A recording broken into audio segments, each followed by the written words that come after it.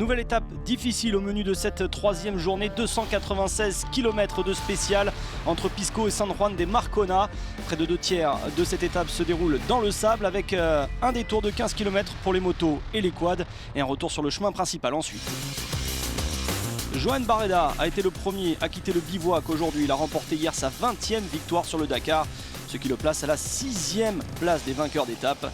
Malgré un bon départ, l'Espagnol va ensuite se perdre et faire quelques détours aujourd'hui.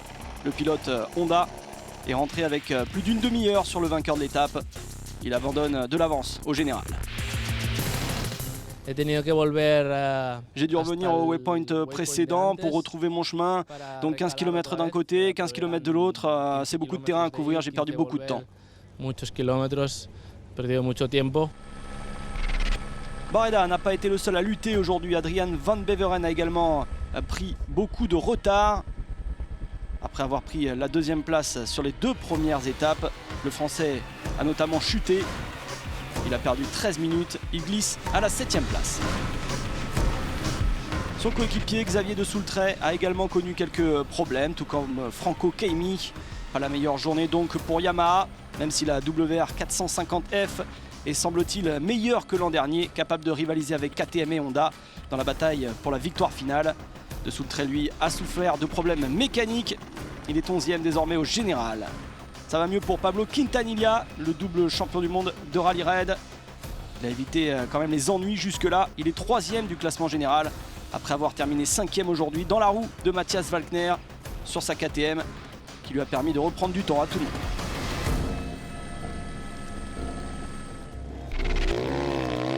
Pendant ce temps-là, ça va bien chez Honda tout de même pour Ricky Brabec. Sur sa moto numéro 20. Malgré les problèmes de Barreda, tout va bien pour Honda. Brabec arrive 4e. Toby Price, le champion 2016, a été régulier. Il termine 3e chez KTM. Après s'être cassé la jambe l'an dernier et 9 mois de repos derrière, il n'a pas perdu son instinct de compétiteur. Le rythme était définitivement là. Nous savons que nous pouvons courir à l'avance assez bien. Mais nous devons assurer aussi, prendre soin de la moto et de nos corps.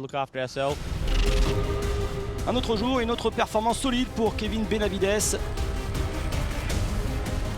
qui est maintenant le pilote Honda le mieux classé. L'Argentin se porte bien, notamment après sa victoire au Desafio Ruta 40, une course argentine à domicile pour lui en août.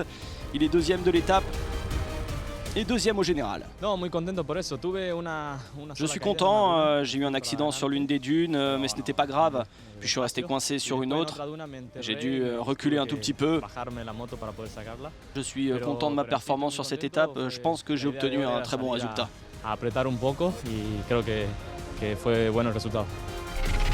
Qui pour arrêter Sam Sunderland, le tenant du titre? 2 étapes gagnées en 3 jours sur sa KTM. Il reprend la tête du général. L'Anglais est bel et bien l'un des meilleurs pilotes du monde sur le sable. Après ses 2 victoires consécutives aux Émirats Arabes Unis et au Qatar, toutes ces années à Dubaï lui ont permis d'appréhender le désert et il le montre aujourd'hui. Même si tout n'a pas été parfait à l'image de cette chute, mais Sunderland en a fait assez pour gagner plus de 3 minutes sur Benavides.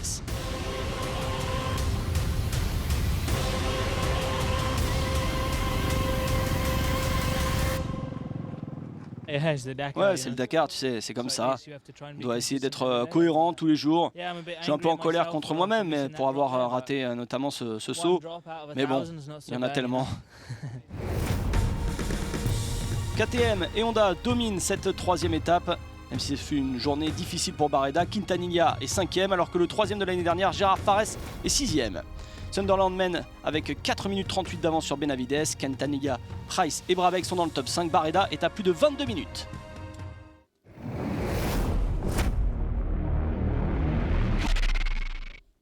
Ce n'est pas un lundi comme les autres. Les voitures se rassemblent pour le départ de cette 3e étape. Et après son succès sur la 2e, l'ancien motard Cyril Després s'avance en position intéressante. Avec David, on va être un peu dans la peau d'un motard aujourd'hui parce qu'on a quand même des traces de motard. Donc on va ouvrir en tant que première voiture, mais on a quand même des bons motards qui ont dû faire une bonne trace ce matin. Cyril Després s'avance dans ces paysages désertiques. Près de 300 km de spécial, de la plupart dans les dunes et entièrement hors piste.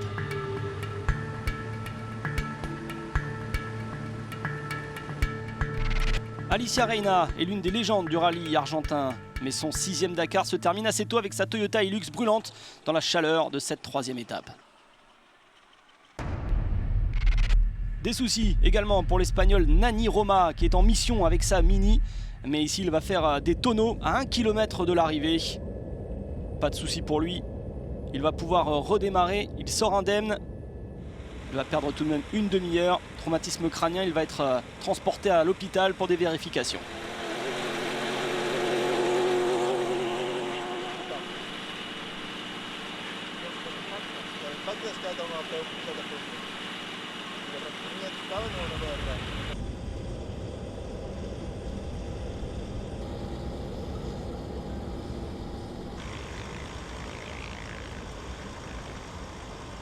Beaucoup de dégâts donc pour la Mini de Nani Roma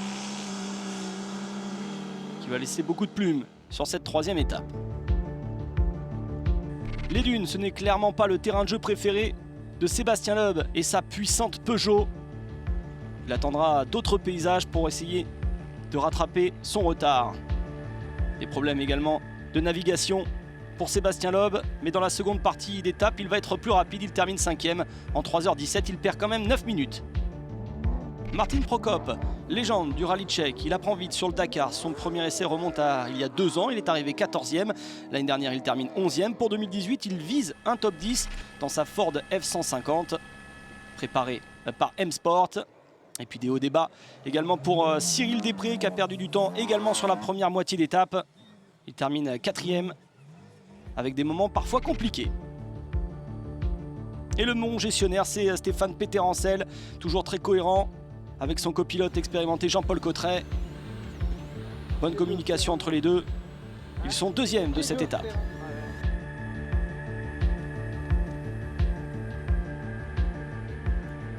On retrouve à présent Orlando Terranova et El Matador. On en avait peu parlé de Carlos Sainz, l'Espagnol, depuis le début de ce Dakar, après ses 5 abandons lors des 5 dernières années. L'Espagnol est clairement dans le rythme, il termine 3e de cette étape. Et que dire de Nasser Al-Attiyah, vainqueur de la première étape, le revoici à l'attaque. 4 minutes plus rapide que Stéphane Peterencel, 2e victoire d'étape donc. 3e place au général, mais est-ce qu'il a poussé fort comme à son habitude ? Non, j'ai pas pu pousser vraiment aujourd'hui. La route n'était pas facile. Il y avait des endroits très dangereux et à l'arrivée c'est quand même une bonne performance, notamment de la voiture. Je suis assez content d'avoir gagné. Belle étape et belle victoire pour la Toyota de Nasser Al-Attiyah, mais le reste du top 5 est clairement pour Peugeot. Et au général, vous voyez que Stéphane Peterencel a tout de même 3 minutes d'avance sur son collègue et compatriote Cyril Després. Nasser Al-Attiyah reprend la 3e place du général. Peugeot est clairement présent dans ce top 3. Et un petit mot avant de se quitter sur la catégorie des 2 places avec ici Liparotti, le dossard 351, le favori, mais la victoire aujourd'hui est revenue au Péruvien Uribe Ramos. On voit ici le Brésilien Reinaldo Varela qui termine 5e à près de 2 heures du vainqueur et du leader.